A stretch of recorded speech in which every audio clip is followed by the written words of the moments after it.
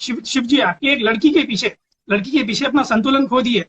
Naked लड़की जो पानी में नहा रही थी उनके पास से गुजरी, शिव जी उसके पीछे भागे, उसको चोटी से पकड़े और उसके पीछे भागे एक वाइल्ड हाथी की तरह, और अपना सीमेंट ड्रॉप कर दिए अगेन, अपना जो स्पर्म है ना वो कहाँ से ड्रॉप कर पढ़ के दिया। आया हो ये बकवास चीजें? श्रीमद आप भाई भगवतम में, मुझे बताना प्लीज। श्रीमद भगवतम। श्री राधे, हरे कृष्णा। कैसे आप सभी? आशा करता हूँ कि अच्छे होंगे। तो पिछले कुछ दिन पहले हमें किसी ने मैसेज किया था टेलीग्राम पर, और वो बोल रहे थे कि शिव मोहिनी की लीला सुनकर हमें अच्छा नहीं लगता और मुस्लिम लोग भी बहुत ज़्यादा ट्रोल करते हैं इसे, तो आप इसके बारे में एक वीडियो ज़रूर बनाओ। और वो शायद एक आर्य समाजी थे, एक्चुअली नहीं थे शायद, क्योंकि वो शिव जी को ईश्वर बोल रहे थे। और उसके साथ साथ उन्होंने भी बोला कि मैं आर्य समाजी नहीं हूँ, बट मुझे दयानंद सरस्वती का जो टीचिंग्स है, जो उनका जो मतलब मान्यता है, वो मुझे सही लगता है, पुराण को लेकर आदि आदि जो भी उन्होंने बोला है उसको लेकर। तो जो भी है हम उस बारे में कोई बात नहीं करेंगे। वीडियो को शुरू करने से पहले ये जो क्लिप मैंने ऐड किया है, इस क्लिप के बारे में हम थोड़ा बात कर लेते हैं। देखिए, हमारे धर्म के ऊपर आप यूट्यूब खोलोगे तो ऐसे मतलब सैकड़ों ऐसे वीडियो मिल जाएंगे, सैकड़ों ऐसे आदमी मिल जाएंगे जो ऐसे वीडियो बनाते रहते हैं। देखिए, 3-4 टाइप के लोग ऐसे हमारे धर्म के ऊपर वीडियो बनाते हैं। एक होती है जिनके लाइफ में स्ट्रेस है, डिप्रेशन से, वो डिप्रेशन से मुक्ति पाने के लिए लोगों पर आहत पहुंचाते हैं। मतलब ये एक तामस वृत्ति होती है कि लोगों को दुख पहुंचाने की चेष्टा, इससे उन्हें खुशी मिलता है, बट एक्चुअली वास्तव में वो खुशी नहीं है, वो उन्हें भी दुख ही देते, बट फिर भी। और एक टाइप का लोग होती है कि लोग जो है वो वायरल होना चाहते हैं, व्यूज़ कमाना चाहते हैं। आप देखो, हमारे सनातन धर्म है ही इतना करुणामयी, मतलब कोई अगर उसका बुराई करे तो भी वो व्यूज़ दे ही देते। तो इसीलिए बहुत सारे लोग इसको टारगेट करते हैं। और एक जो कैटेगरी के जो लोग होते हैं वो होते हैं सनातन धर्म के विरोधी, मतलब एकदम मतलब अज्ञान जनित लोग होते हैं, और वो सनातन धर्म को टारगेट करते रहते हैं, बदनाम करने की कोशिश करते हैं झूठे क्लेम्स लेकर। क्यों? क्योंकि देखिए, हमारे धर्म की जो शास्त्र है वो है वेद, पुराण, इतिहास, उपनिषद भी है, और भी तरह तरह के बहुत सारे धर्मशास्त्र है, आदि आदि शास्त्र है। तो उसी शास्त्र से जब ये कोडिंग करते हैं तो एक पर्टिकुलर एक वर्स या फिर 2 वर्स या फिर 3-4 वर्स वो कोडिंग कर देते हैं। उसके आगे पीछे जो स्टोरी है वो स्टोरी वो नहीं मानते, उस पुराण को वो नहीं मानते। तो जो भी हमारे धर्म के ऊपर वीडियो बनाते हैं उनका स्वागत है, हम उनका स्वागत कर रहे हैं। बट एक चीज़ बताना चाहता हूँ कि आप भी किसी धर्म से हो ना, तो उस धर्म में अगर इतनी शक्ति है और आप अगर सच में अगर अच्छाई के लिए अगर वीडियो बनाना चाहते हो कि हाँ, हिंदू धर्म तो लोगों को भ्रमित कर रहा है, इसलिए हम लोगों को बचाना चाहते हैं, इस मोटिव से अगर वीडियो बना रहे हो तो वीडियो का पूरा कॉन्टेक्स्ट, वो जो पूरा लिखा हुआ है उसका बताओ, उसी तरीके से बताओ, और फिर प्रूव करके दिखाओ कि हाँ, वहाँ पर गलत लिखा हुआ है। ठीक है? क्योंकि ये बोल रहे हैं कि शिव जी एक लड़की के पीछे भागा। First of all, Vishnu ji कोई लड़की वगैरह नहीं है। विष्णु जी ना तो पुरुष है ना तो लड़की है, क्योंकि वो भगवान है। भगवान का स्वरूप होता है आनंदमय, ज्ञानमय, और ज्ञान या फिर आनंद का कोई जेंडर नहीं होता। ठीक है? और मैं आपको दिखाऊंगा, यहाँ पर मैं अटैच कर दूंगा स्क्रीनशॉट, कि कैसे जो ज्ञानी लोग होते हैं वो भगवान को नहीं, नॉर्मल लोगों को भी स्त्री पुरुष की भावना से नहीं, ब्रह्म की दृष्टि से देखते हैं। मतलब स्त्री पुरुष की भावना उनमें नहीं होती कि ये स्त्री है, ये पुरुष है। जब लोग को अल्टीमेट ज्ञान प्राप्त हो जाती है, उसका बोध हो जाती है।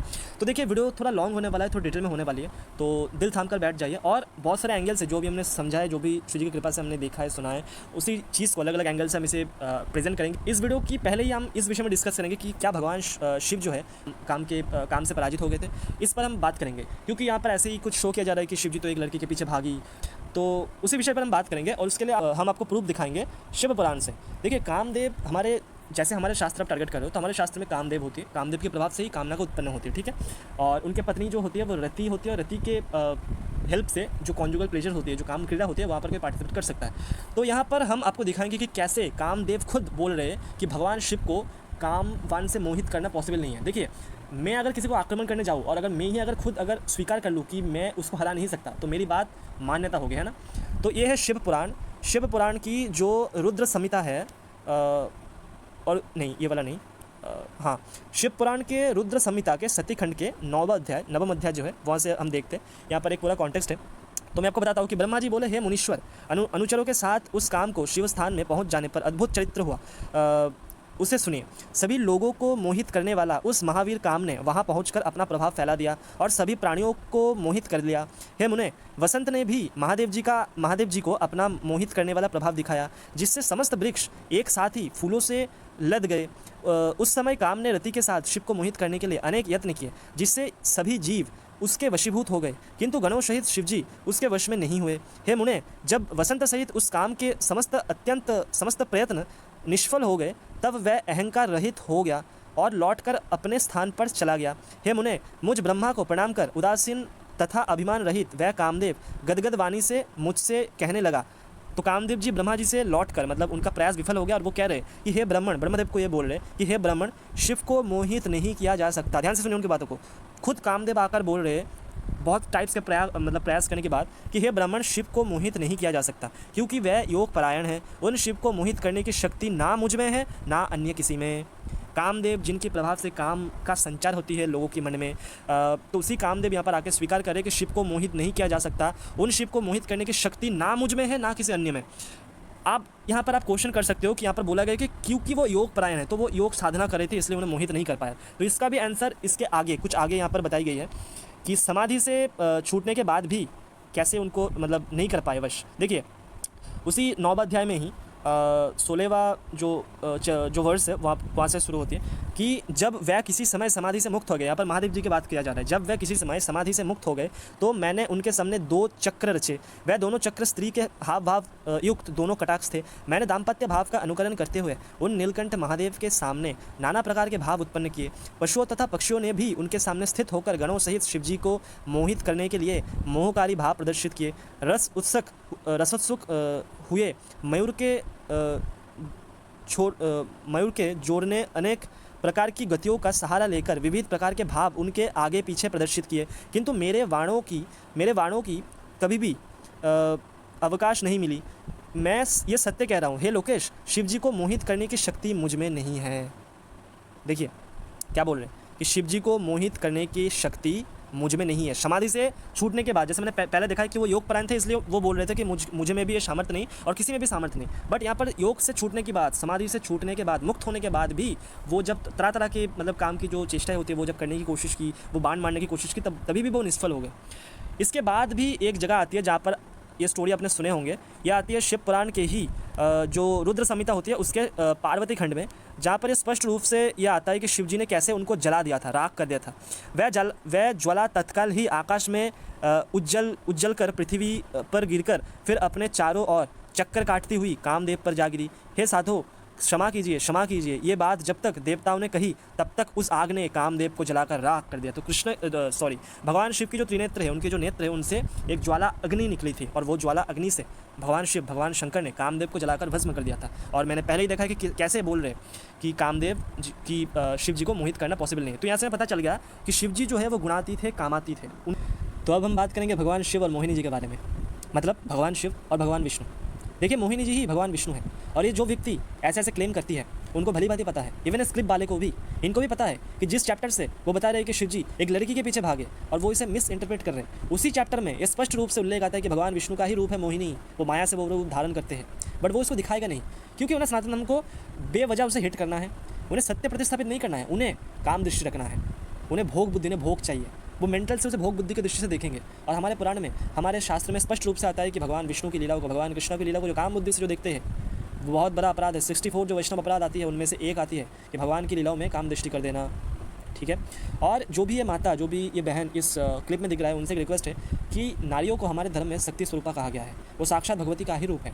तो उनको कभी भी जो भी मदिरा पीते हैं या फिर जो भी इनके टाइप जो दुष्चरित्र वाले हैं, जो काम दृष्टि रखने वाले हैं, इनके सामने कभी नहीं जाना चाहिए। क्योंकि देखो आप इनके फेस देखकर सही से आप जान सकते हो कि इनके मन में कितना ज़्यादा कामना वासना है। और सिर्फ ये नहीं, आर्य समाज में भी बहुत सारे ऐसे लोग हैं। यहाँ पर मैं एक स्क्रीनशॉट अटैच कर रहा हूँ, आप देख सकते हो कि जैसे मैंने शिव जी की कृपा से सबसे जानकर शास्त्र के प्रमाण से एक वीडियो बनाया था राजलीला के ऊपर, तो वो किसी ने उनके ग्रुप में शेयर किया, तो वो एक बंदा बता रहा है कि वो शिव जी और वो कृष्णा और गोपियों के बीच में लीला को एक्सप्लेन कर रहा है, वो वहाँ पर स्माइल दे रहा है।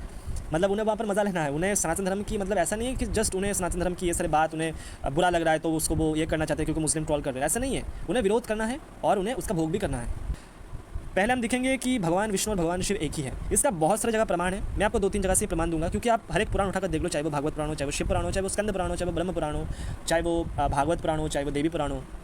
हर एक पुराण में, महाभारत में भी अनुशासन पर्व में जहाँ पर विष्णु सहस्त्र नाम आती है, वहाँ पर भी विष्णु जी का एक नाम 2 बार वहाँ पर शिव नाम दिया गया है विष्णु जी को ही, मतलब विष्णु ही शिव है, भगवान शिव विष्णु का ही रूप है और विष्णु जी के रूप में शिव ही है, वो एक ही तत्व है, एक ही परम पुरुष है। और हमारे धर्म में जो भी थोड़ा बहुत पता है, क्योंकि मुझे पता नहीं कि ये किस बेसिस पर हमारे धर्म को टारगेट करने लगते हैं, हमारे धर्म में चाहे उपनिषद उठाकर देख लो, चाहे आप पुराण देख लो, इतिहास देख लो, वहाँ पर स्पष्ट रूप से आता है कि एक ही परम पुरुष, एक ही दिव्य सनातन पुरुष जो सर्वव्यापी है, जो एक रूप एक रस वाला है, वही अपने आप को अनंत रूप में विस्तार करे है, वही एक भगवान ही अपने आप को त्रिदेव के रूप में, हर एक ब्रह्मांड के अनंत ब्रह्मांड है, रोम रोम प्रति लागे कोटि कोटि ब्रह्मांड, उन विराट पुरुष के हर एक रोम में कोटि कोटि ब्रह्मांड एग्जिस्ट करते हैं, और हर एक ब्रह्मांड में वही भगवान ब्रह्मा विष्णु और शिव के रूप में प्रकट होते हैं। वो एक ही भगवान, वो एक ही विष्णु, वो एक ही महाविष्णु। उसे कोई सदाशिव कह देते, उसे कोई महाविष्णु कह देते, उसे कोई नारायण कह देते। तो पहले हम प्रमाण दिखाएंगे पद्म पुराण के भूमिखंड चैप्टर 71 से, जहाँ पर स्पष्ट रूप से बोला जा रहा है कि ते यान्ति परमं स्थानं तद विष्णु परमं पदम शैवं च वैष्णवं रूपम एक रूपं नरोत्तम द्वयश्च अंतरं नास्ति एक रूपो महात्मनो शिवाय विष्णुरूपाय शिवरूपाय विष्णवे शिवस्य हृदयं विष्णु विष्णुश्चो हृदय शिव एको मूर्तिस्त्रयो देवा ब्रह्मा विष्णु महेश्वरा। वो एक रूप वाले ही शिव और विष्णु के रूप में प्रतीत होते हैं। शिव ही विष्णु के रूप में है और विष्णु ही शिव के रूप में है। एक मूर्तिस्त्रयो देवा ब्रह्मा विष्णु महेश्वरा। वो ब्रह्मा विष्णु महेश्वर एक मूर्ति, एक परम पुरुष ही ब्रह्मा विष्णु और महेश के रूप में एग्जिस्ट कर रहे हैं। सृष्टि का स्थिति, सृष्टि का रचना, स्थिति और संहार कर रहे हैं। इसके बाद विष्णु पुराण 1.2.67 जहाँ पर स्पष्ट रूप से बोला जा रहा है कि वह प्रभु विष्णु ही ब्रह्मा होकर अपनी ही सृष्टि करते हैं, पालक विष्णु होकर पाले रूप अपना ही पालन करते हैं और अंत में स्वयं ही संहारक शिव तथा स्वयं ही उपसंहरित लीन होते हैं। वो एक ही प्रभु विष्णु ब्रह्मा शिव और विष्णु रूप में प्रकट होते हैं अलग अलग ब्रह्मांड पे।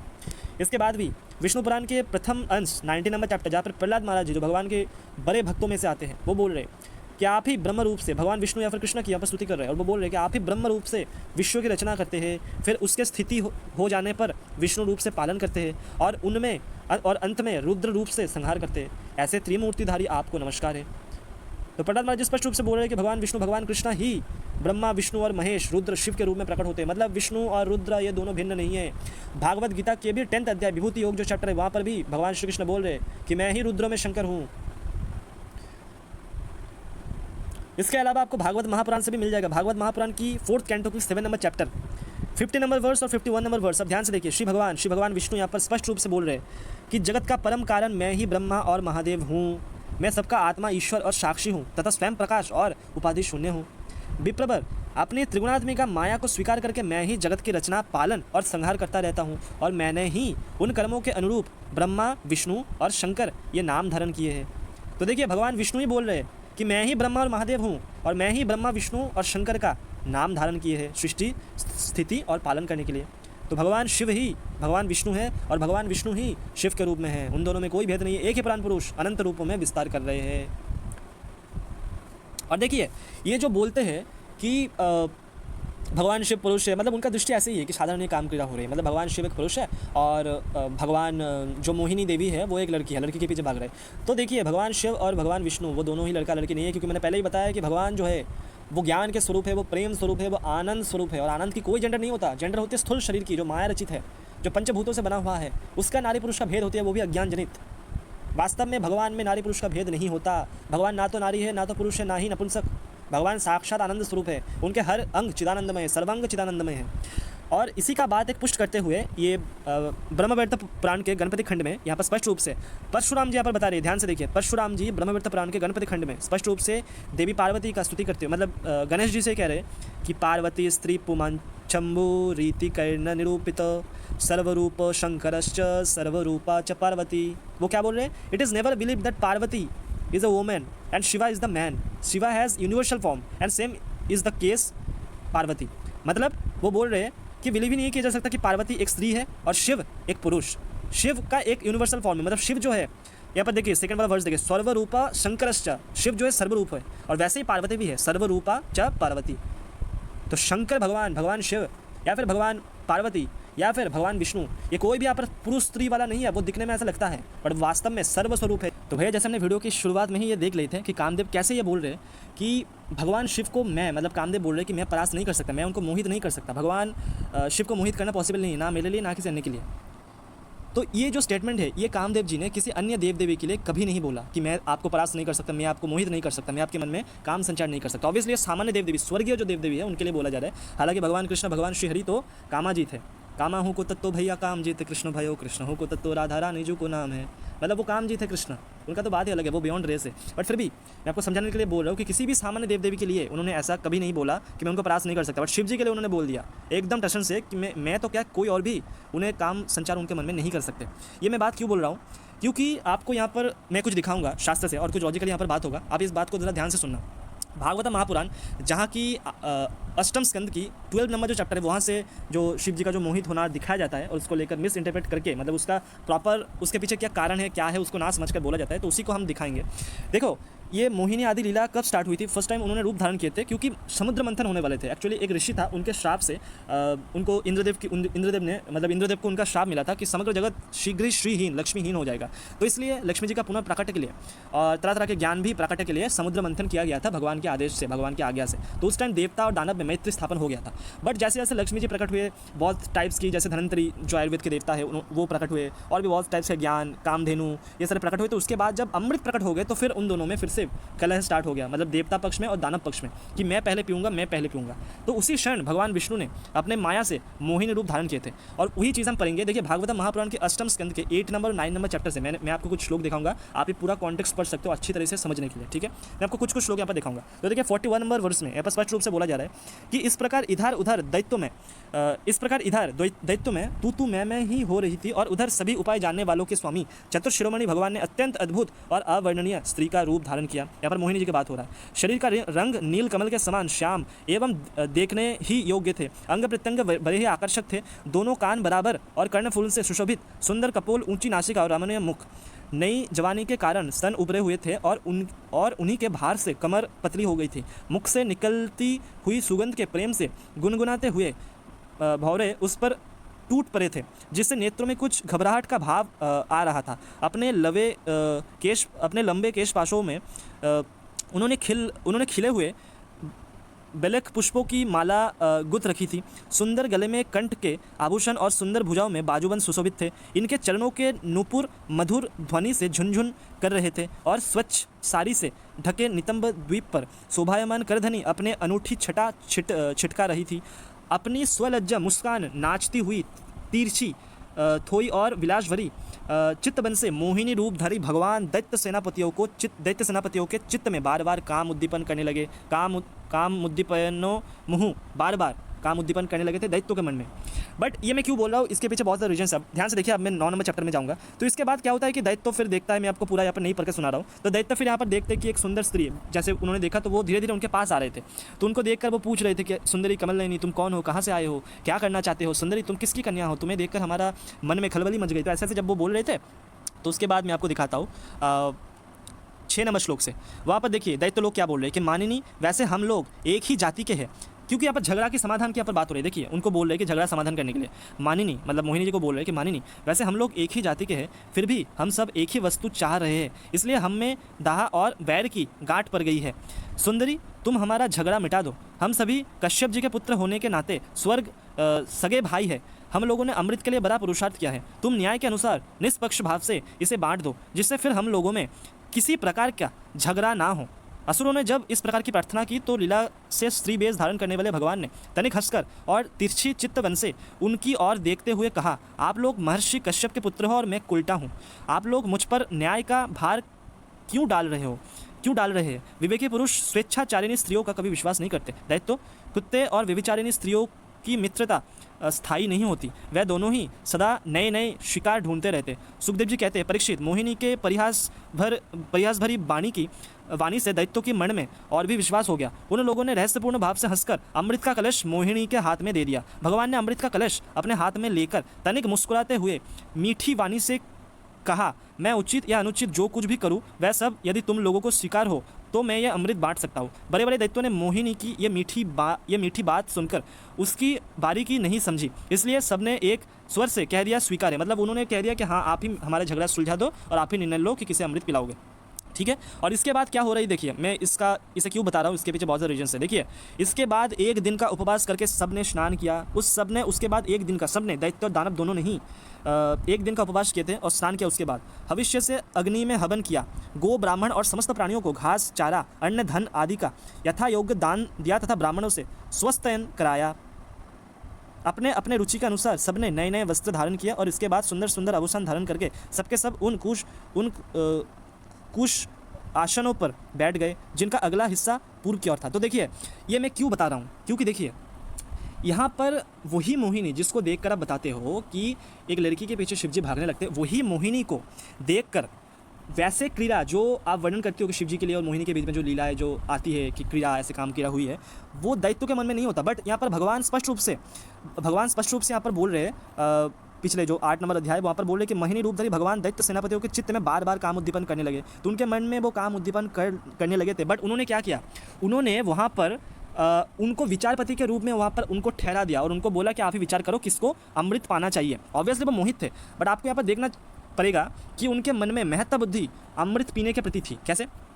देखो, जैसे मान लीजिए कि एक व्यक्ति को पानी पूरी भी प्रिय है और आइसक्रीम भी प्रिय है, ठीक है, दोनों ही उसको प्रिय है, बट दोनों ही उसे अगर चूज़ किया जाए, उसको अगर बोला जाए कि दोनों में से तुम किसी एक को चूज़ करो, वो दोनों ही वो व्यक्ति बोल रहे कि मुझे दोनों ही प्रिय है, बट वो चूज़ करते कि आइसक्रीम। इसका अर्थ होती है कि उनको दोनों ही प्रिय है, दोनों ही चाहिए, बट अगर किसी एक को चूज़ करना है तो वो आइसक्रीम को पहले चूज़ करेगा, मतलब उनका आइसक्रीम में महत्व बुद्धि है। तो यहाँ पर भी दायित्व, जिनको बार बार, एक बार नहीं बार बार भगवान उनके मन में काम उद्दीपन कर रहे थे, भगवान स्वयं, देखिए कितनी पावरफुल है वो भगवान, मोहिनी रूपधारी भगवान विष्णु ही उनके मन में जब बार बार काम उद्दीपन कर रहे थे, फिर भी उनके मन में महत्व बुद्धि किसके प्रति रहा? अमृत पीने के प्रति उस टाइम। इसीलिए उन्होंने वहाँ पर मोहित तो हुए थे, बट उन्होंने वहाँ पर कोई काम क्रीड़ा में नहीं उतरे या फिर कोई चेष्टा नहीं की। उनके हाथ में कलश पकड़ा दिए और वो बोले कि आप सही जो समझो आप वही करो और हम लोगों को देखो आप किसको अमृत पिलाओगे। और तो और हमने देखा कि उन्होंने उस टाइम सिर्फ कलश ही नहीं दिया, उन्होंने 1 दिन तक उपवास किया प्रॉपर वे में, और फिर उसके बाद ब्राह्मणों को, संतों को दान दिया, स्वस्ति वचन करवाया। यहाँ पर शब्द आते हैं कि सब ने उपवास किया। तो यहाँ पर दैत्य और दानव दोनों ही आता है। अगर कोई कहे कि दैत्य तो ऐसा नहीं करता, तो ऐसे कई बहुत सारे दैत्य से देखा गया है जो दान पुण्य करते थे, बट अगर फिर भी ना माने तो देवता भी यहाँ पर आते हैं ना, कि देवता ने किया।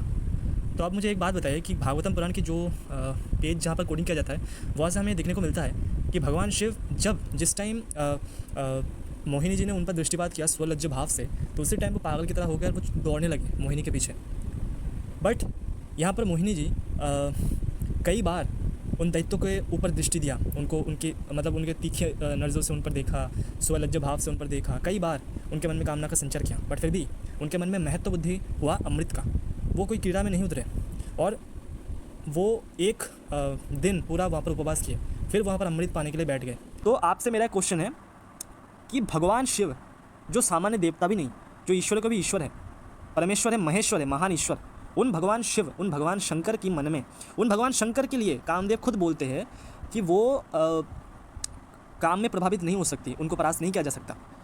बट वो जो कामदेव है, ऐसे बहुत सारी स्टोरी आती है जहाँ पर स्पष्ट रूप से उल्लेख आता है कि कामदेव के बाण से पीड़ित होकर बहुत सारे दैत्यों ने व्यभिचार प्रवृत्ति स्टार्ट कर दी, बहुत सारे देवता ने भी व्यभिचारी प्रवृत्ति में आ गए थे। तो देवता और दानव किसी के लिए भी कामदेव ने ये नहीं बोला कि मैं उसको हरा नहीं सकता, मैं उनको कामित नहीं कर सकता, बट भगवान शिव के लिए बोला।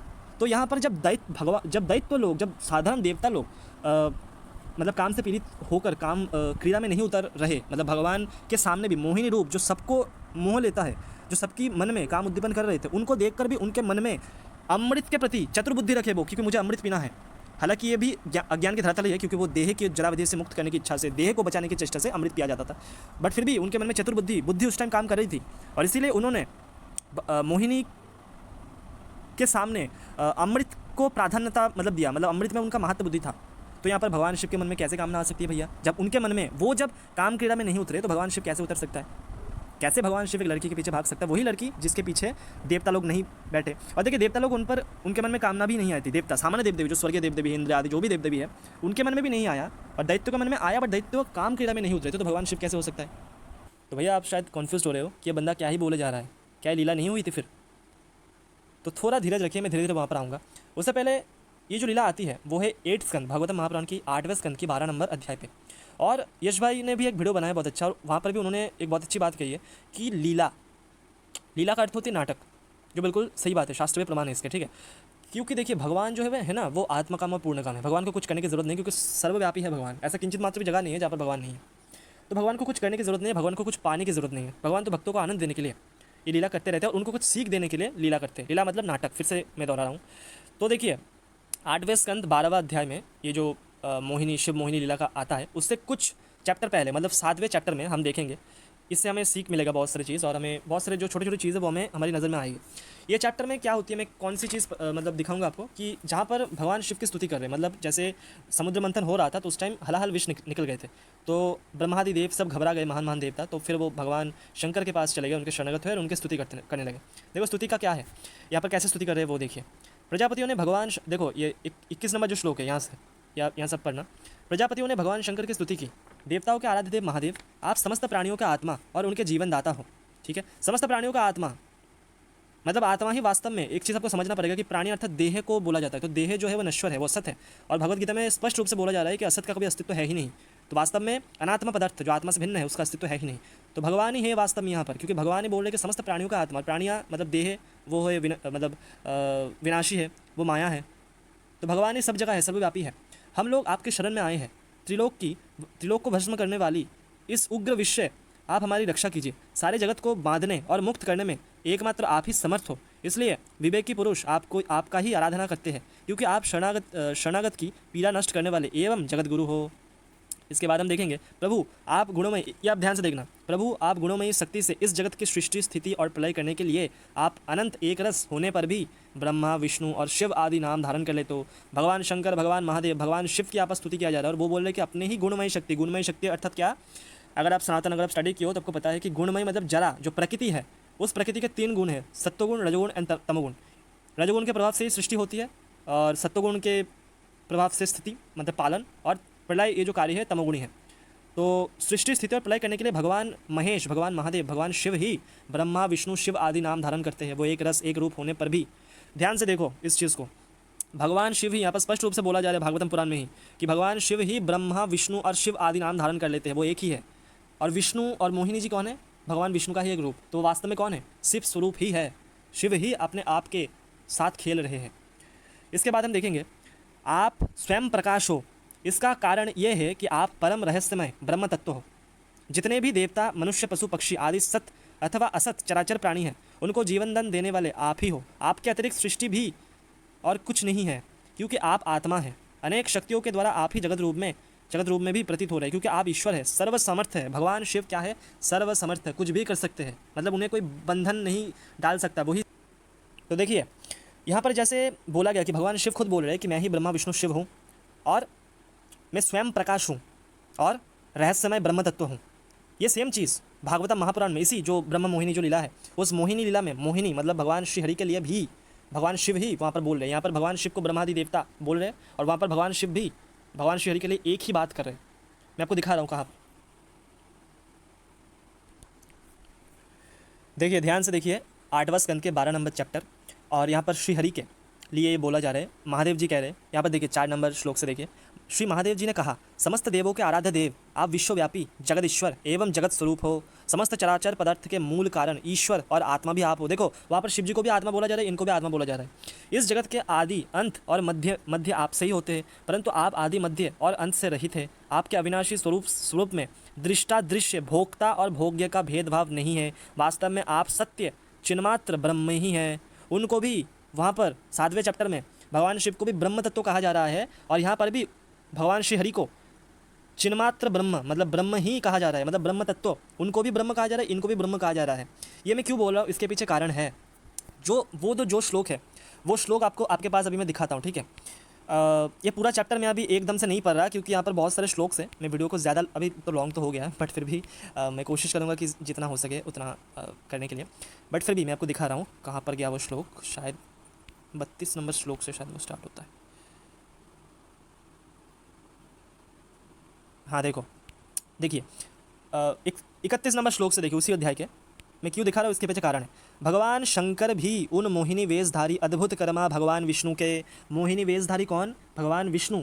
उन अद्भुत कर्मा मोहिनी वेशधारी भगवान विष्णु के। और मैंने आपको बहुत सारे स्क्रिप्चर से, इवन भागवतम से भी 2-3 जगह दिखाया, 2 जगह दिखाया। पहले एक वीडियो के शुरू में ही, अभी कुछ क्षण पहले ही मैंने आपको दिखाया कि शिव ही ब्रह्मा विष्णु और शिव के रूप में प्रकट होते हैं। तो वही शिव मोहिनी वेशधारी भगवान विष्णु के पीछे, मोहिनी वेशधारी भगवान विष्णु कौन? शिव ही है।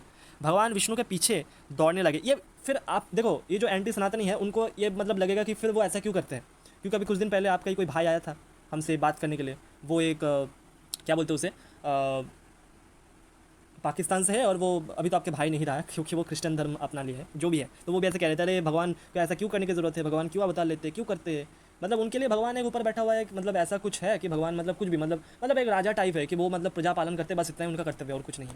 तो जो भी है हम उसको नहीं बोलेंगे, हम धीरे उस पर भी हम क्लैरिफिकेशन देंगे कि क्यों ऐसा हुआ था। अभी हम जो नॉर्मल जो रूप है उस दृष्टि से हम इसको आपको बताएंगे। तो यहाँ पर देखिए, उन मोहिनी वेशधारी अद्भुत कर्मा भगवान विष्णु के पीछे पीछे दौड़ने लगे। उस समय ऐसा जान पड़ता था मानो उनके शत्रु कामदेव ने इस समय उन पर विजय प्राप्त कर लिए।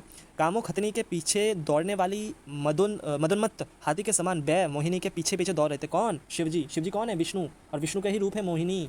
तो शिव जी अपने ही स्वरूप के पीछे दौड़ रहे। और ये भी एक सीख देने के लिए, और एक सीख नहीं 2-3 सीख यहाँ से प्राप्त होगा, वो आपको मैं दिखाऊंगा। वह मोहिनी के पीछे पीछे दौड़ रहे थे। यद्यपि भगवान शंकर का वीर अमोघ है। यहाँ पर देखिए, यहाँ पर ये वाला श्लोक मुझे कहाँ पर मिलेगा, हाँ तो मैं दिखाता हूँ आपको, एक सेकंड। यद्यपि भगवान शंकर का वीर अमोघ है, फिर भी मोहिनी की माया से वह स्थलित हो गया। और ये जो श्लोक है ये आपको मिलेगा, ये देखिए यहाँ पर 33 नंबर श्लोक, ये देखिए, रेतस तस्या, रेत स्थलन हो गया उनका, वहाँ पर इसको यहाँ पर वीर अमोघ है और फिर मोहिनी की माया से वह स्थलित हो गया, ये लिखा गया है।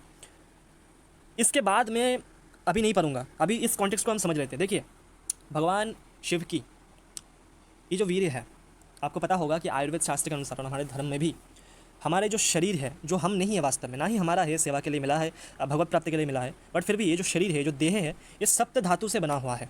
ठीक है, ये शरीर जो है ये सप्त धातु से बना हुआ है। सप्त धातु कौन है, कौन कौन सा है, मैं आपको अभी दिखाता हूँ। हाँ, तो वो सप्त धातु जो है वो है रस, रक्त, मांस, मेद, अस्थि, मज्जा और शुक्र। ये शुक्र को ही रेत या फिर वीर्य कहा जाता है। ये सप्त धातु में शुक्र ही सकल धातु का सार है। तो मनुष्य का जो शरीर है वो इन 7 धातु से बनता है। भगवान का जो शरीर है वो चिदानंदमयी है। और भगवान कौन है वास्तव में? भगवान का स्वरूप क्या बताया? ब्रह्म तत्व है। मोहिनी के लिए भी सेम शब्द आया और भगवान शिव के लिए भी सेम शब्द आया कि भगवान ही चिन्मय ब्रह्म है, भगवान शंकर चिन्मय ब्रह्म तत्व है। तो देखिए, मैं आपको बता देता हूँ कि ये जो हमारे 3 प्रकार के शरीर होते हैं, ठीक है। एक होती है स्थूल शरीर, जो 5 एलिमेंट से बना हुआ होते हैं, मतलब जो पृथ्वी तत्व है, जल तत्व, अग्नि तत्व, वायु तत्व, आकाश तत्व, ये 5 एलिमेंट से बना हुआ होता है। इसके बाद हमारा जो सूक्ष्म शरीर होता है, जो अहंकार, मन, बुद्धि, अहंकार, चित्त भी कोई कहते हैं, तो ये तत्वों से बना हुआ होता है। इसके बाद है माया के द्वारा रचित, जो माया, जो अज्ञान स्वरूप है, वो है कारण शरीर। तो ये 3 शरीर और 5 कोशों से भिन्न जो शुद्ध जो स्वरूप है वो है ब्रह्म, वो है आत्मा, और वो भगवान का स्वरूप है, वो ही भगवान है। तो देखिए, मैं ये क्यों बोल रहा हूँ, मैंने ये श्लोक क्यों पढ़ा, क्योंकि यहाँ पर वीर्य की जो बात किया जा रहा है, मनुष्य के शरीर में ये होता है। मनुष्य के शरीर, ये वीर्य आदि ये जो होता है, इनमें से बनता है और ये धीरे धीरे बनता है। देखिए कैसे कि 5 दिन लगता है जब हम कोई आहार करता है, तो उस आहार को रस में परिणत होने के लिए 5 दिन, तो ऐसे करके वो रस 5 दिन बाद रक्त में, फिर मांस में, फिर मेद, फिर अस्थि, फिर मज्जा, फिर शुक्र, मतलब वीर्य में होते। बट भगवान गुणातीत थे। भगवान का शरीर मरण धर्मी नहीं है, जीव का शरीर मरण धर्मी है, इस चीज़ को समझ लेना। तो इसलिए भगवान अनंत जन्मों के उनका जो स्मृति है वो बरकरार रहता है, बट जीव की वो नहीं रहता, इस चीज़ को समझ लीजिएगा। तो मनुष्य की देह जो है वो इससे बना हुआ होता है, भगवान के स्वरूप में तो वो है नहीं। भगवान के स्वरूप के लिए रक्त, भगवान के शरीर थोड़ी रक्त से थोड़ी बना हुआ है, पंचभूतों से थोड़ी बना हुआ है, रस, मज्जा, अस्थि से थोड़ी बना हुआ है। उनका शरीर आनंद का स्वरूप है, आनंद, साक्षात आनंद अगर रूप धारण कर ले तो वही है भगवान का स्वरूप। बट ये यहाँ पर क्यों बोला गया? देखिए, और भी एक मैं आपको चीज़ दिखाता हूँ, आप देखिए इसे। हाँ, तो जहाँ तक मैंने बोला था कि भगवान शिव ही ब्रह्मा विष्णु और शिव रूप में प्रकट होते हैं, देखिए 23 नंबर श्लोक। तो इसके बाद से फिर से एक बार देख लीजिए, आप स्वयं प्रकाश है, भगवान स्वयं प्रकाश है। भगवान को कोई जन्म नहीं दिया, भगवान शिव को कोई प्रकाशित नहीं किया, भगवान स्वयं प्रकाश है, अपने आप को ही प्रकट कर लेते हैं अपने मत अनुसार, अपनी इच्छा अनुसार। भगवान का कोई बंधन नहीं है। हमारे शरीर जो है वो पंच महाभूतों से बनी हुई है और हमारे शरीर एक कृत्रिम उपाय में बनती है, बट भगवान का शरीर, भगवान का तत्व ऐसा नहीं है।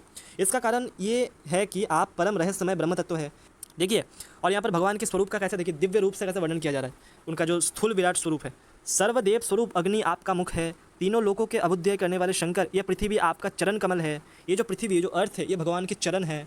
आप अखिल देव स्वरूप है, ये काल आपकी गति है। दिशाएं कौन है और वरुण रसनेन्द्रिय है, दिशाएं कान है और वरुण रसनेन्द्रिय है। आकाश नाभि है, वायु श्वास है, सूर्य नेत्र है और जल वीर्य है। इसी चीज़ को मैं दिखाने की कोशिश कर रहा था। यहाँ पर स्पष्ट रूप से बोला जा रहा है, 27 नंबर श्लोक देखिए, जलंग स्मरेतो, जल ही आपके वीर्य है। भगवान शिव को बोला जा रहा है।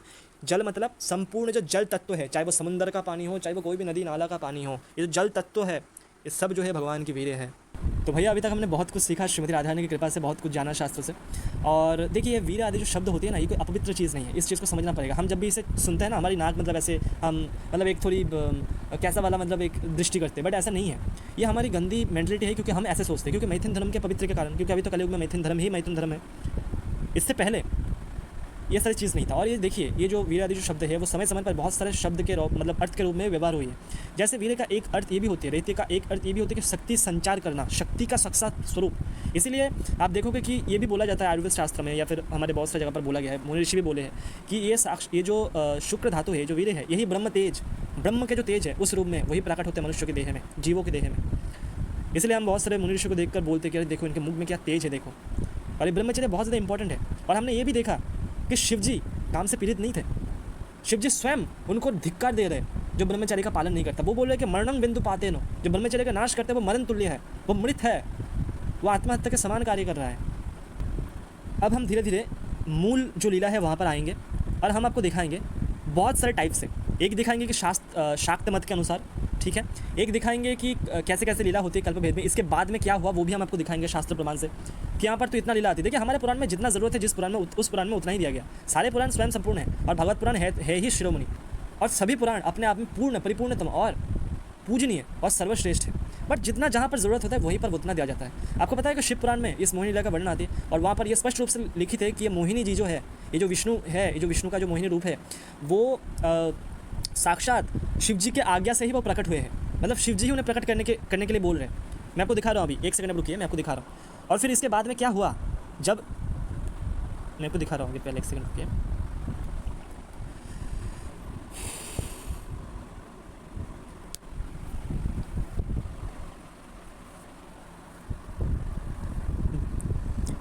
देखिए बहुत ध्यान से देखिए, ये शतरुद्र संहिता अध्याय 22।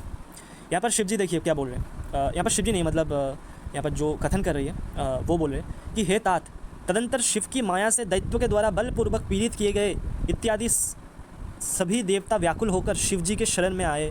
हे मुने, तब शिव जी की आज्ञा से विष्णु ने माया से स्त्री रूप धारण करके बड़े यत्न से दैत्यों से उस अमृत को छीन लिया। तत्पश्चात मायावियों में श्रेष्ठ मोहिनी स्त्री रूपधारी विष्णु ने समस्त दैत्यों के मोहित कर वह अमृत देवगणों को पिला दिया।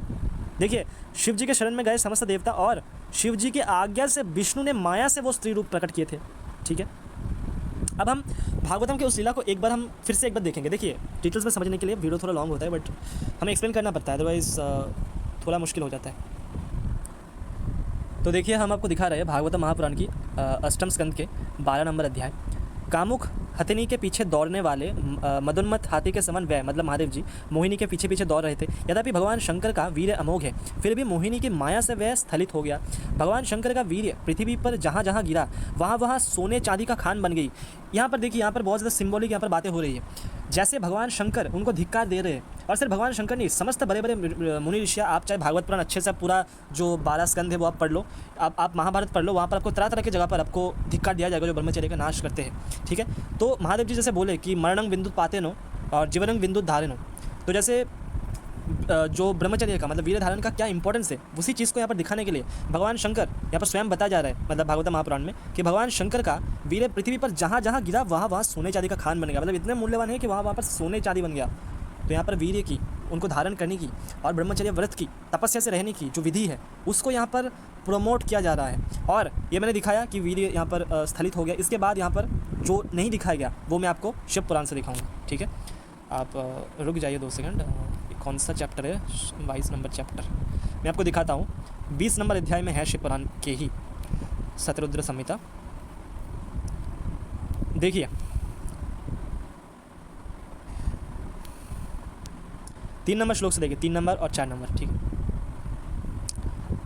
एक बार अत्यंत अद्भुत लीला करने वाले तथा सर्वगुण संपन्न उन भगवान शिव ने विष्णु के मोहिनी रूप को देखा। उस मोहिनी रूप को देखते ही कामबाण से आहत की भांति नहीं हुए वो कामबाण से आहत। बहुत ध्यान से देखिए। तो देखिए यहाँ पर मैं दिखा रहा हूँ शिव महापुराण शतरुद्र संहिता अध्याय 20 3-4 नंबर श्लोक, आप अच्छे से देखिए। 3-4-5। एक बार अत्यंत अद्भुत लीला करने वाले तथा सर्वगुण संपन्न उन भगवान शिव ने विष्णु के मोहिनी रूप को देखा। उन मोहिनी रूप को देखते ही कामबाण से आहत की भांति शंभु ने अपने को विक्षुब्ध कर दिया और उन ईश्वर ने श्री राम के कार्य के लिए अपने तेज का उत्सर्ग कर दिया। देखिए यहाँ पर बहुत ध्यान से देखिए, कामवान से आहत की भांति शंभु ने अपने को विक्षुब्ध कर दिया। आहत की भांति बोला जा रहा है, मतलब वो कामवान से आहत नहीं हुए हैं, वो वैसे दिखा रहा है। देखिए हर पुराण में आपको हर चीज़ नहीं मिलेगा, जिस पुराण में जितना ज़रूरत है भगवान ने उतना ही दिया है। और इसका कल्प भेद में अलग अलग कल्प में इसके बारे में अलग अलग लीलाएं होती हैं। कल्प भेद अगर आपको ना पता है तो इसी को बेस बनाकर लोग समझ नहीं पाते कि ये दोनों बातें, आप वो समझ जाते हैं कि ये दोनों बातें जो कॉन्ट्रडिक्ट कर रहे हैं, और वो बोल देते हैं कि पुराण में मिलावटी है। बट भैया पुराण में मिलावटी नहीं है। हमारे धर्म में कल्प भेद नाम के भी एक चीज़ है। हमारे धर्म मतलब क्या है? सत्य में कल्प भेद नाम की एक चीज़ है। कल्प भेद मतलब ये जो सत्य, त्रेता, द्वापर, कली, ये जो 4 युग है, ये जब 71 टाइम्स जब रिपीट होती है तो एक मनंतरा होती है। इस सिस्टम्स को, इस टाइम पीरियड को एक मनंतरा कहा जाता है। ऐसे 14 मनंतरा एक कल्पों में होती है, ऐसा अनंत कल्पों होती है। तो हर एक कल्पों में, अलग अलग कल्पों में भगवान के ही अलग अलग स्वरूपों के द्वारा सृष्टि कार्य प्रकट होते हैं, सृष्टि का कार्य होती है, उनसे ही सृष्टि का प्रकरण आरंभ होती है। तो इसीलिए अलग अलग पुराण में आपको अलग अलग देखने को मिलता है, बट वो है एक ही परम पुरुष के लिए, एक ही शक्ति तत्व के लिए। तो यहाँ पर शिव पुराण में स्पष्ट रूप से देखिए, यहाँ पर मोहिनी जी का नाम आ रहा है। एक बार अत्यंत अद्भुत लीला करने वाले तथा सर्वगुण संपन्न उन भगवान शिव ने विष्णु के मोहिनी रूप को देखा। उस मोहिनी रूप को देखते ही कामवान से आहत की भांति शंभु ने अपने को विक्षुब्ध कर दिया, और उन ईश्वर ने श्री राम के कार्य के लिए, देखिए मैं कल्प भेद के अलग अलग लीलाओं को दिखा रहा हूँ, ठीक है, विक्षुब्ध कर दिया, और उन ईश्वर ने श्री राम के कार्य के लिए अपने तेज का उत्सर्ग कर दिया। थोड़ा हिंट मिल रहा है कि क्या है? देखिए यही जो वीर्य है इनसे हनुमान का प्रकट होती है। तो यहाँ पर साक्षात हनुमान जी को रुद्र अवतार कहा जाता है, तो भगवान शिव का अवतार है। तो यहाँ पर शक्ति संचार हो रही है, जो मैंने कुछ देर पहले कहा था कि वीर्य स्थलित का बहुत अलग अलग जगह पर अलग अलग अर्थ लिया जाता है। और भगवान की दिव्य लीला तो समझने के परे है, वो भी हम लास्ट में वो श्लोक दिखाकर एंड करेंगे कि भगवान की लीला कितनी दिव्य होती है। देखिए तो यहाँ पर देखिए, ईश्वर ने श्री राम के कार्य के लिए अपने तेज का उत्सर्ग कर दिया। शिव जी के मन की प्रेरणा से प्रेरित हुए सप्त ऋषियों ने उन तेज को राम कार्य के लिए आदरपूर्वक पत्तों पर स्थापित कर दिया। और ये लीला कल्प भेद में अलग अलग लीला ही होती है। अगर आप ब्रह्मांड पुराण पढ़ोगे तो ब्रह्मांड पुराण में यह स्पष्ट रूप से आता है कि ये जो लीलाएं होती है, मोहिनी लीला, ये मोहिनी रूप धारण करने के लिए वो साक्षात जो जगदम्बा स्वरूपा है, जो शिव जी की पत्नी है, जो अंबिका, जैसे अम्बा कहा जाता है, जैसे उमा कहा जाता है, जैसे ललिता जी कहा जाता है, उनका ही आराधना किए, और फिर उनके रूप के साथ विष्णु का रूप का यूनाइट हुआ, और फिर वो रूप प्रकट हुआ। तो वहाँ पर स्पष्ट रूप से दिखा जा रहा है कि अलग अलग कल्प में अलग अलग लीला होती है। बट और मज़े की बात तो ये है भैया, देखिए सारा जगत जो है वो माया से परेशान है। माया ने उनको जकड़ कर रखा है, तो वो मुक्त नहीं हो पा रहे। बट हमारे भगवान शिव, हमारे भगवान शंकर ऐसा एक तत्व है जो माया को भी जकड़ कर रख दिया है। मतलब माया खुद इतने परेशान हो गए कि भगवान शिव के चक्कर से वो उनको छुड़ा नहीं पा रहे, इतनी मतलब उनको पकड़ कर रखे, उनके ऊपर उनका कंट्रोलशिप है। कैसे मैं बोल रहा हूँ, देखिए ये 29वां नंबर श्लोक आप यहाँ पर चेक कर सकते हैं। यहाँ पर मैं एक सेकंड, हाँ यही, जैसे हाथी हाथिनी का आलिंगन करता है, वैसे ही भगवान शंकर ने उसका आलिंगन, मतलब मोहिनी का आलिंगन किया। वह इधर उधर खिसक कर छुड़ाने की चेष्टा करने लगी। इसी छीना छपटी में उसके सिर के बाल बिखर गए। वास्तव में वह सुंदरी भगवान की रची हुई माया ही थी। इससे उसने किसी प्रकार शंकर जी का भूज पास से अपने को छुड़ा लिया और बड़े बेग से भागी। मतलब जैसे कोई अगर हमें पकड़ रखा है और हम अगर उनको छुड़ा नहीं पा रहे, तो जैसे तैसे करके अगर अपने आपको छुड़ा ले तो बड़े बेग से भागते। तो पर माया भी ही, मतलब भगवान की जो माया स्वरूप, मतलब माया वाले जो रूप है, मोहिनी रूप, तो वो बड़ी बेग से भागी जब किसी प्रकार से जब छुटा ली। तो ऐसे हैं हमारे भगवान शिव जी। तो यहाँ पर लोग गलत गलत दृष्टि कर देते। अब हम यहाँ पर गहन दृष्टि से थोड़ा बात करेंगे कि यहाँ पर क्या समझाने की कोशिश किया गया है, ठीक है।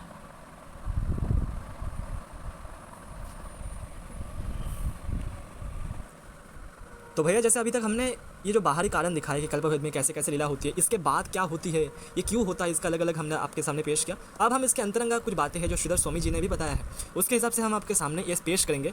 देखिए भैया, यहाँ पर ये जो लीला होती है ना, ये लीला हुई है, बट ये लीला इसीलिए दिखाई गई है कि भगवान विष्णु की जो माया है वो बहुत ही प्रबल है, ठीक है। भगवान विष्णु की माया अत्यंत प्रबल है, और उस माया से मतलब नॉर्मल माया से अगर कोई छुड़ा भी ले अपने आप को, तो भगवान विष्णु की माया से छुड़ा पाना बहुत ही मुश्किल है। और भी एक चीज़ के लिए यहाँ पर बताई गई है कि चित्त पर कभी भी विश्वास नहीं करना चाहिए। और ये सेम बात जो है वो श्रीधर स्वामी जी भी बताते हैं। मैं आपको दिखाऊंगा, उससे पहले मैं आपको कुछ चीज़ें, इस चीज़ को आपको क्लियर हो इसलिए आपको कुछ चीज़ें मैं आपको बता देता हूँ। आप एक सेकंड यहाँ पर ठहर जाइए भैया। आप मेरी बात आप बहुत ध्यान से सुनिएगा, क्योंकि वीडियो के कुछ अंतिम सेकंड्स, कुछ अंतिम मिनट्स चल रही है।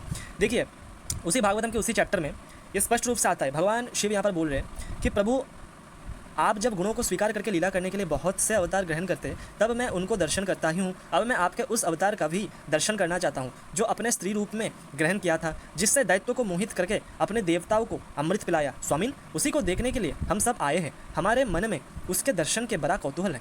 तो यहाँ पर बहुत ध्यान से देखिए, भगवान शिव क्या प्रेरित कर रहे हैं कि आपके जितने भी लीला आप करें, लीला करने के लिए जो भी स्वरूप आप धारण किए हैं भगवान, हे श्रीहरि, मैं उन सब रूपों का दर्शन किया हूँ। अब आपने जो नारी रूप धारण किए हैं, जो दैत्य को मोहित करने के लिए जो आपने नारी रूप धारण किए थे, मतलब मोहिनी रूप के बारे में बात कर जा रहा है, तो मैं वो भी रूप धारण मतलब देखना चाहता हूँ। इसलिए हम सब, मतलब हम और देवी पार्वती जो उनके पत्नी हैं, उनके साथ वो यहाँ पर आए हैं। इसके बाद बहुत ध्यान से देखिएगा, इसके बाद वाला जो श्लोक है बहुत ध्यान से देखिएगा। श्री सुखदेव जी कहते हैं यहाँ पर, ठीक है। श्री सुखदेव जी कहते हैं, जब भगवान शंकर ने विष्णु भगवान से ये प्रार्थना की तब वह गंभीर भाव से हंसकर शंकर जी से बोले। गंभीर भाव से, भगवान विष्णु यहाँ पर गंभीर है और हंसकर, जैसे कभी कभार हम कोई सीरियस बात बोलने पर भी थोड़ा एक अलग टाइप का हंसी, मतलब यहाँ पर मजाक उड़ाने वाला हंसी नहीं है, फिर प्रसन्नता वाली हंसी नहीं, बट गंभीर भाव से भी कभी कभार हम ऐसे हंस्य कर देते। तो यहाँ पर वही बोला जा रहा है कि गंभीर भाव से हंसकर शंकर जी से बोले कि शंकर जी, उस समय अमृत का कलेश दैत्यों के हाथ में चला गया था।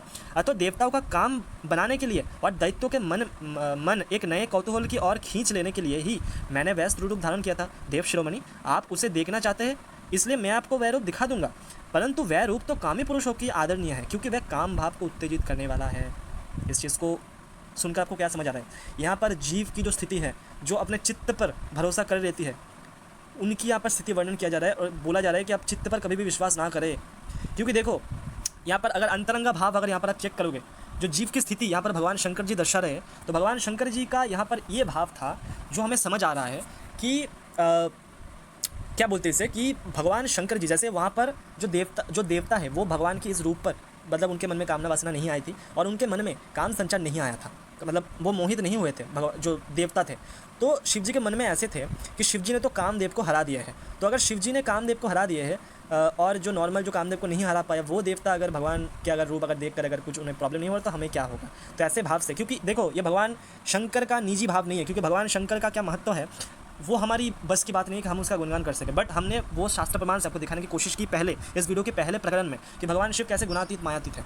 बट यहाँ पर भगवान शंकर जो है एक जीव भाव को यहाँ पर प्रेरित कर रहे हैं, मतलब दिखा रहे हैं। तो भगवान शंकर के मन में ऐसे विचार आ रहे थे कि जैसे ये तो देवता तो मतलब मोहित नहीं हुए, तो हम भी देखेंगे हम भी मोहित नहीं होंगे। तो जीव की भी ये दशा होती है। कैसे मैं आपको समझा रहा हूँ, बहुत छोटी छोटी चीज़, क्योंकि ये दोष हम में भी कहीं ना कहीं शायद है, इसलिए मैं आपको बता पा रहा हूँ, या फिर शायद थे, जो भी है, दोषों के भंडार है हमारे शरीर, श्री जी के बल से हम चल पा रहे हैं, बट फिर भी मैं आपको समझाने की कोशिश कर रहा हूँ कि क्या होती है यहाँ पर, क्यों जीव की भावना को दर्शाया जा रहा है। देखिए, हम कुछ दिनों तक हम साधन भजन कर लेते और हम अपने मन पर विश्वास करने लगते हैं। देखिए, ब्रह्मचर्य का पालन का अर्थ आपको पता है क्या है? ब्रह्मचर्य का पालन का अर्थ सिर्फ इतना नहीं है कि जस्ट मतलब कुछ गंदे क्रियाएं ना करना और गंदे वीडियोज़ ना देखना, ऐसा नहीं है। किसी भी लड़की को ताक झाँक करना भी मना किया गया है, मतलब किसी भी लड़की को, मतलब एक भद्र ड्रेस में कोई, मतलब एक सुंदर कोई सभ्य पोशाक में कोई लड़की है, उस लड़की को भी आप बिना वजह ताक नहीं सकते, संकल्प बना कर कि अरे ये कौन है। जैसे ये मन की, देखिए, ये सुप्त अवस्था में होती है, ये आप जान भी नहीं पाओगे कि आपके मन में ऐसे चीज़ वो बना रही है। इसलिए हमें कोई अगर मैसेज करता है या फिर कोई अगर हमें अगर ऐसे कभी कभार ऐसे होती है कि कोई अगर बॉलीवुड के गाना कोई अगर प्ले कर रही है या फिर कोई अगर लड़की का अगर पिक्चर मिलता है तो हमें ऐसा देख लेते हैं कि अरे ये कौन है। या फिर कोई अगर कहीं पर अगर वीसी वगैरह में अगर बात हुआ होता है कोई बॉलीवुड को लेकर, या फिर कोई डबल मीनिंग कोई जोक वहाँ पर बोला जा रहा है, तो हम वहाँ पर रुक जाते हैं कि अरे क्या होगा, थोड़ा सुन लेता है, अभी 2 मिनट में स्टॉप हो जाएगा। तो ये मन के भ्रम है। या आपको लगता है कि आप मन को विश्वास कर लेते हो कि मन को कुछ नहीं होगा, बट मन तो भैया अभी तक सुधरे नहीं। तो वही चीज़ यहाँ पर दर्शाया जा रहा है कि जीव को, या फिर जीव नहीं, चाहे कितने भी बड़े कोई योगी हो, उनको मन को बंधु नहीं बनाना है। मन के ऊपर, चित्त के ऊपर, चित्त के प्रपंच के ऊपर उन्हें विश्वास नहीं करना है, उन्हें भगवान के ही शरणागत होना है। और ये मैं आपको, देखिए, हमारे बात तो आपको विश्वास नहीं हो सकते क्योंकि हम गलत भी कह सकते हैं, बट भगवान ऋषभदेव, आपको तो पता है ना, भगवान ऋषभ भगवान श्री कृष्ण के, भगवान श्री विष्णु की 24 अवतारों में एक है। तो वही ऋषभदेव भागवतम महापुराण की 5th कैंटो की 6 नंबर जो चैप्टर है उसी के 3 नंबर वर्ष में बोल रहा है। इसी के साथ ये जो श्रीधरी टीका है वो भी हम आपको दिखाएंगे। देखिए, इस चंचल चित्त से कभी भी मित्रता नहीं करनी चाहिए। इस पर विश्वास करने के कारण मोहिनी के रूप में फंसकर दीर्घकाल से संचित तप को क्षीण कर दिया। भगवान शंकर के यहाँ पर बात किया जा रहा है। देखिए, भाव प्रकाश का यहाँ पर जो श्रीधर स्वामी जी है उनके यहाँ पर भाव यहाँ पर दिखाया जा रहा है, मतलब ट्रांसलेट किया जा रहा है कि उस चंचल पर विश्वास करने के कारण ही दीर्घकाल से संचित शंकर जी का तप परमात्मा के मोहिनी रूप को देखने से क्षीण हो गया, अथवा समर्थ भी सौभरी आदि महोत्सव का भी तप क्षीण हो गया। दीर्घकाल से संचित जो तप है वो भगवान शंकर जी का क्षीण हो गया। इसलिए किस परिप्रेक्ष्य में बताया जा रहा है कि कभी भी इस चंचल चित्त को विश्वास नहीं करना चाहिए, इसके प्रपंच में नहीं फंसना चाहिए, इससे मित्रता नहीं करना चाहिए। भगवान श्री हरि विष्णु पहले ही गंभीर भाव से उन्हें सचेत कर दिए थे, क्योंकि उनको पता है। देखिए, यहाँ पर जीव भाव को दर्शाया जा रहा है, इस चीज़ को बहुत ध्यान से देखिएगा। और विष्णु की प्रबल माया कितनी शक्तिशाली है उसको दर्शन किया जा रहा है। तो इसीलिए यहाँ पर बोला जा रहा है, वो गंभीर भाव से हास्य में बोल रहे हैं कि हे शंकर, आपने बाकी, मतलब यहाँ पर भाव ऐसा है कि आपने बाकी रूप का तो दर्शन कर लिया, बट ये रूप मैंने दैत्य को मोहित करने के लिए किया है, और ये रूप तो कामुक पुरुषों के प्रिय है, ये काम को उद्दीपित करने वाला है। तो वो वहाँ पर उनको सतर्क कर रहे हैं कि ये रूप, ये लीला, ये अवतार वैसा अवतार नहीं है जो मेरे लीला अवतार राम कृष्ण आदि रूपों में होती है। तो ये यहाँ पर यही समझाने की कोशिश किया जा रहा है। अब आप बोलोगे कि ये कैसे बात हो। तो देखिए भगवान की जो दिव्य लीला है ना, देखिए मैंने बहुत सारे टॉपिक्स से, मैंने नहीं, शिव जी की कृपा है और संतों की कृपा है, जो हमने समझा है वही समझा रहे, क्योंकि अपने में इतना सामर्थ्य नहीं है, ठीक है। तो शिव जी की कृपा से हमने आपको समझाने की बहुत सारे एंगल की कोशिश की, बहुत सारे एंगल से आपको दिखाया, बट कभी भी ये मत समझेगा कि बस इतना ही है, ऐसा नहीं है।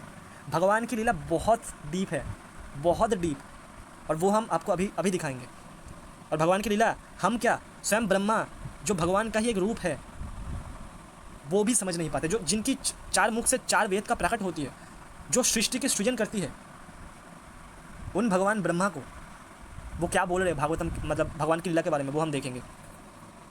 तो देखिए भागवतम महापुराण की 2nd कैंटो की 6ठा अध्याय की 37वें वर्ष, जहाँ पर स्वयं त्रिमूर्ति में ब्रह्मदेव इतने बड़े ज्ञानी वो कह रहे हैं, हम लोग केवल जिनके अवतार की लीलाओं को गान ही करते रहते हैं, उनके तत्वों को नहीं जानते, उन भगवान के श्री चरणों में नमस्कार करता हूँ।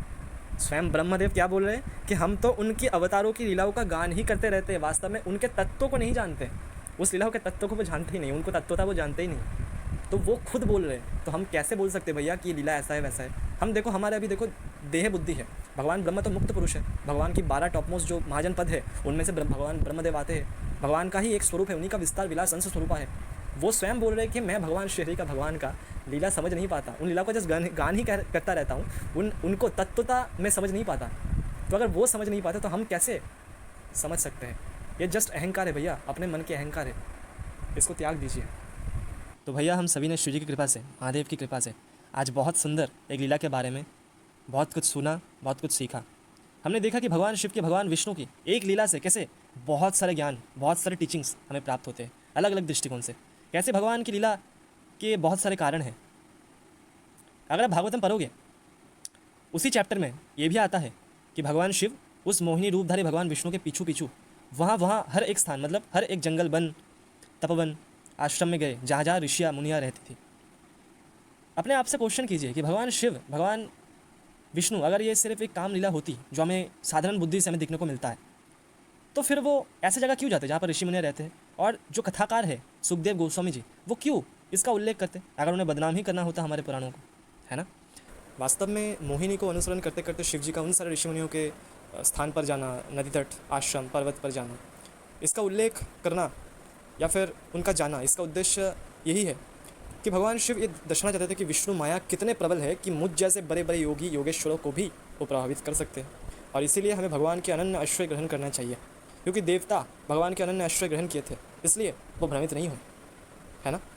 और जो एक चीज़ है कि हमें कभी भी अपने चित्त को बिलीव नहीं करना चाहिए, और ये सिर्फ मेरी वाणी नहीं है, ये श्रीधर स्वामी जी भी इसी का बात बोल रहे हैं, इसी को समझाने की कोशिश कर रहे हैं, जो मैंने आपको 5 canto 6 chapter 3rd number verse से और उसकी कमेंट्री से आपको दिखाने की कोशिश की। तो मैंने पहले ही कह दिया कि भगवान की लीला बहुत ही दिव्य है, और जैसे ये वीडियो, जैसे यश भाई ने भी एक वीडियो बनाया है और मैं भी एक वीडियो बनाने की कोशिश किया हूँ, ऐसे अनंत वीडियो देखने के बाद भी कभी मन में ये अहंकार मत लाने दीजिए, या फिर कभी ये मत सोचिए कि हमने जान लिया, या फिर इस लीला का पर्सपेक्टिव, इस लीला का तात्पर्य, इस लीला का कारण बस इतना ही है। नहीं, क्या हम ब्रह्मदेव से ज़्यादा इंटेलिजेंट है? हमने दिखाया भागवतम से ही कि ब्रह्मदेव कैसे बोल रहे हैं कि हम लीला का गुणगान तो करते रहते बट लीला को तत्वतः नहीं जान पाते। रसखान जी जो स्वयं एक मुस्लिम है, हालांकि किसी भी कैटेगरी में एक पहुंचे हुए साधक को बंद करना ये तो एक गुनाह है, बट फिर भी स्वयं रसखान जी कह रहे, शेष गणेश महेश दिनेश सुरेश जाहि निरंतर गावे, जाहि अनादि अनंत अखंड अछेद अवेद सुवेद बतावे, नारद से सुख व्यास रटे, परिहारे तू पुनि पार न पावे। क्या बोल रहे कि जिनका गुणगान शेष मतलब अनंत नाग, अनंत शेष, जिनका अनंत फन है, जिनका अनंत मुख है, अनंत मुख से वो ऑलवेज भगवान श्री हरि की, भगवान श्री विष्णु की, भगवान की गुणगान करते रहते। भगवान महेश, देवराज इंद्र, सूर्यदेव, श्री गणेश, ये सब निरंतर भगवान की गुणगान करते रहते। कौन सी भगवान? जिन्हें वेद अनंत अखंड अछेद अभेद वेद बता रहे। नारद से सुख व्यास रटे, परिहार तू पुनि पार ना पावे। नारद से सुख व्यास ये सब उनको रट रहे। इसका मतलब ये नहीं कि सिर्फ नारद, सुख और व्यास। जैसे हम बोलते हैं ना कि जूता सिलाई से चंडीपट इन्हें सब कुछ आता है, इसका मतलब ये नहीं कि जूता सिलाई और चंडीपट इस दोनों का बात किया गया। मतलब जूता सिलाई से लेकर संसार के हर एक छोटे छोटे काम वो सब कुछ उन्हें आता है। तो वैसे ही नारद से सुख व्यास रटे, मतलब नारद से लेकर सुख व्यास तक जितने भी बड़े बड़े ऋषि मुनियाँ हैं, जितने भी बड़े बड़े भक्त हैं, वो निरंतर उनकी गुणगान कह रहे हैं। बट परिहारे तू पुनि पार ना पावे, बट फिर भी वो उनकी पार, उनके तत्वों को नहीं जान पा रहे, उनकी लीला को नहीं जान पा रहे। वही रस खान फिर से कह रहे हैं कि ब्रह्म में ढूंढ्यो पुरानन गानन, वेद ऋचा सुनि चौगन चानन, जान पयो नहीं कैसे हो रूपज, कैसे हो चालज, कैसे सुभायन, देरत हेरत हार्य परयो रस खान बतायो, नर लोग लुगायन, देखो दुरो वह कुंज कुटीर में बैठे पलोटती राधिका पायन। वो क्या बोल रहे हैं कि मैंने ब्रह्म को ढूंढने को निकला, भगवान को ढूंढने को निकला। कहाँ कहाँ पर ढूंढा?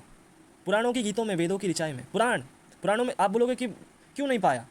पुराणों में ही तो मतलब भगवान की लीला ज़्यादातर आती है, पुराणों में, इतिहास में। तो वो बोल रहे हैं कि पुराणों की गीतों में, ब्रह्म में ढूंढो पुराणन गानन, वेद ऋचा सुनि चौगन चानन, जान पायो नहीं कैसे हो रूपज, कैसे हो चालज, कैसे सुभायन। उन्होंने 4 बार वेद पढ़ी, पुराण पढ़ी, उनके गीतों को पढ़ी, बट वो उस भगवान की स्वरूप को, उनकी चाल को जान पायो नहीं कैसे हो रूपज, उनके रूप को, कैसे हो चालज, उनकी लीला को जान ही नहीं पाए। अब आपके मन में एक क्वेश्चन आ सकती है कि अरे भैया क्या है, भगवान शिव की, भगवान कृष्ण की, भगवान विष्णु की लीला तो पुराणों में मिल जाती है, इसको समझने में क्या बड़ी बात है? तो उनकी वाणी को सुनकर आप समझ जाओ कि अहंकार के विषय नहीं है। कभी ऐसा मत सोचना कि बस इतना ही है। और भैया जो भगवान अनंत है, उनकी लीला को ऐसे जागतिक बुद्धि वाले कैसे समझ सकते हैं? तो जो भी लोग ऐसे आक्षेप करते हैं उनसे देखिए, इनको हम ज़्यादा सीरियसली नहीं लेते। अभी तक हमने 3 वीडियो, ये वीडियो को लेकर 3 वीडियो पुराणों के ऊपर शिव जी के आशीर्वाद से, भगवान के आशीर्वाद से, और जो भी संत महापुरुष से, शास्त्र से हमने जो समझा है, जो देखा है, वो हमने शेयर करने की कोशिश की। यश भाई ने भी 2-3 वीडियो बनाया है, शायद बाद में भी आए। तो जो भी पुराण के विरोधी लोग हैं, जो कहते हैं कि पुराण नाटक करने के लिए लिखा गया है, पाखंड है, तो आप खुद न्यूट्रली विचार कर लो ना। न्यूट्रली विचार करो कि पाखंड वास्तव में कौन है। हम पुराणों के सब लीला को सभी को नहीं दिखाते, क्योंकि सभी को वो बुद्धि नहीं है। हम कौन होते दिखाने वाले? मतलब हमें ही कोई दिखाते, मतलब ये बोलने में मुझे थोड़ा गलती हो गई। जो संत जन है वो पुराणों की सब लीलाओं को नहीं दिखाते, क्योंकि भगवान की जो दिव्य लीलाएं है उसको समझने की सभी को सामर्थ्य नहीं है। वो धीरे धीरे वो समझ पाएगा अगर वो सच्ची मार्ग से चलेगा। बट जो लोग बोलते हैं कि पुराण में पाखंड है, वो खुद पुराण को, ऐसे ऐसी बातों को मुस्लिम तक पहुंचा रही है, विधर्मी लोगों तक पहुंचा रही है, और वो खुद हमारे सनातन धर्म के बदनाम के लिए बहुत बड़ा जिम्मेदारी है। देखो, सबसे बड़ा मैं यहाँ पर वेरी न्यूट्रली, ठीक है ना, मैं किसी भी पॉइंट ऑफ व्यू से मैं बात नहीं करता, एकदम न्यूट्रल वे में मैं यहाँ पर बात करने की कोशिश करता हूँ। एक साधारण एक मनुष्य, एक यूथ की, जो शास्त्र वगैरह नहीं पढ़ते, जो नॉर्मल एक भगवान की भक्ति करते हैं, वो समझते हैं कि एक शक्ति है जिनकी सहायता से सूर्य उदय हो रहा है, सूर्य अस्त जा रहा है, तो एक शक्ति तो है, एक भगवान तो है, एक ईश्वर तो है, ठीक है। मैं पर निराकार साकार की भी बात नहीं करूँगा। तो अब उन पर ये कॉन्फ्यूज़न उन्हें हो सकता है, दोनों की बात सुनकर आपको लग सकता है कि अरे मैं ऐसा बोल रहा हूँ, मेरी बात कैसे सही होगा, और आपको लग सकता है कि उनकी बात भी कैसे सही होगा, मतलब एक की बात सही होगा। बट सभी जो है अपने आप को सही बताते हैं ना। मैं अपने आप को यहाँ पर सही बताने की कोशिश कर रहा हूँ, जो मुस्लिम लोग हैं वो भी अपने आप को सही बताने की कोशिश करते हैं, जो आर्य समाजी है वो भी अपने आप को सही बताने की कोशिश करते हैं, है ना।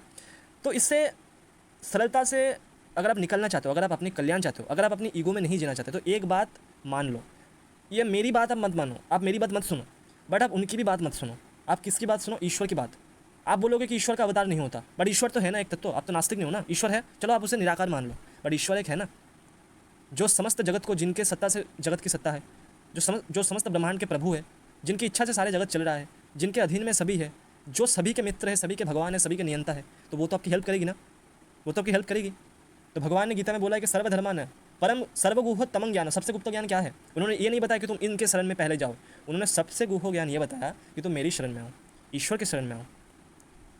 तो आप उस ईश्वर की शरण में जाइए। और भैया देखो, ये जो बात है ना, जो मैंने बोला कि आप मेरी बात मत सुनो, ये कोई सच्चा धर्म वाले ही बोल पाएंगे। और ये मैं ऐसा नहीं कि मेरी खुद की मनगढ़ंत बात है, ये मैंने खुद भी संत महापुरुष से सीखा है, मैंने उनसे सुना, और मैंने खुद अपने जीवन पर जब अप्लाई किया तो मुझे दिखा कि हर एक प्रॉब्लम का सॉल्यूशंस मुझे ऐसे ही मिल जाता है, किसी न किसी फॉर्म में ईश्वर सहाय कर ही देते हैं। बट जो पाखंड धर्म है, जो पाखंड कोई भी हो, चाहे वो विधर्मी हो, चाहे वो आर्य समाज वाले हो, वो कभी भी आपको ये नहीं बता पाएंगे कि आप मेरी मत सुनो, आप ईश्वर के पास शरण में जाओ। वो नहीं बता पाएंगे। वो ज़्यादा से ज़्यादा ये बता देंगे कि आप पुराण आप खुद पढ़ लो, मेरी बात को बिलीव नहीं है तो आप खुद पढ़ लो। अरे भैया, तो मैंने वही दिखा दिया ना कि बड़े बड़े ऋषि मुनि, बड़े बड़े देव देवी भगवान की लीला को जान नहीं सकते, तो हम क्या जान लेंगे? बट वो ये बता ही नहीं सकता कि तुम उनके मत सुनो और मेरी भी मत सुनो, तुम ईश्वर के सुनो, ईश्वर के पास जाओ, ईश्वर के पास शरण लो। मैं तो कुछ दिन पहले, अभी कुछ दिन हो गए, तो मैंने देख रहा था आर्य समाज के ग्रुप में किसी ने पूछा कि भगवत गीता मुझे चाहिए, PDF चाहिए। तो उन्होंने बोला कि पहले सत्यार्थ प्रकाश पर, और वैसे भी भगवत गीता के 2 चैप्टर को छोड़कर सभी चैप्टर मिथ्या है। ये कौन है जो सदा डर में रहते हैं? हमें तो कोई डर नहीं भैया, हम तो खुलेआम कह रहे हैं कि तुम सुन लो, तुम्हें हमारी बात सुनने की ज़रूरत ही नहीं है, तुम ईश्वर के शरण में जाओ। और वो ईश्वर को तुम साकार भी मत मानो, तुम निराकारी मानो, चलो तुम निराकारी मानो, और तुम उनके शरण में जाकर उनसे सच्चे दिल से प्रार्थना करो। क्योंकि भैया देखो, हम सभी को लगता है कि हम ही सही है ना, सभी को लगता है। जो गलत करने वाला होता है वास्तव में, जो प्रमाणित हो जाता है कि ये गलत है, उनको भी पहले लगता है कि मैं ही सही हूँ। तो यही पर तो कॉन्फ्यूजन है। इसलिए मैं बोल रहा हूँ कि भगवान के शरण में जाओ, क्योंकि कलयुग में कोई भी पवित्रता नहीं है, कोई भी व्रत नहीं है, ब्रह्मचर्य नहीं है, तो तपस्या आदि मतलब बुद्धि भ्रष्ट हो चुकी है, ठीक है। और देखो जो भी लोग ऐसे बोलते हैं कि पौराणिक लोग ऐसे पाखंड है ऐसे, तो भैया पौराणिक लोग ही तो उसका आंसर भी तो देता है ना पुराण से ही, जैसे यहाँ पर दिया गया है, जैसे और भी लोग दे रहे वीडियो बनाकर, यश भैया दे रहे और भी कई सारे वीडियो आपको मिल जाएंगे शायद, है ना। बट ये जो लोग हैं जो बोल रहे हैं कि पौराणिक पाखंड है, क्या कर रहे हैं, ये भक्तों के मन में आहत दिला रहे हैं, उनको आहत कर रहा है। ये श्रीमती राधा रानी को गाली देते हैं, आपको ही पता है, सभी आर्य समझ नहीं देते, बट ऑब्वियसली ज़्यादातर जो लोग होते हैं वो देते हैं, मैंने खुद देखा है ग्रुप में, ठीक है। तो क्या ये करना सही है? क्या इसका पाप भुगतना, मतलब इससे बच सकते हैं? क्योंकि कृत कर्म से, चाहे वो शुभ हो चाहे वो अशुभ हो, शास्त्र में मेंशन है कि चाहे करोड़ों कल्पों बीत जाए, कर्मा का फल अवश्य भोगना पड़ेगा। तो इसलिए ये जस्ट एक बात है हमारी तरफ से कि जानिए सुनिए, ईश्वर के शरण में जाइए, सच्ची राह पर चलिए, अदरवाइज़ जो गलत है उन्हें तो भुगतना पड़ेगा ही। श्री राधे, हरे कृष्णा, हर हर महादेव।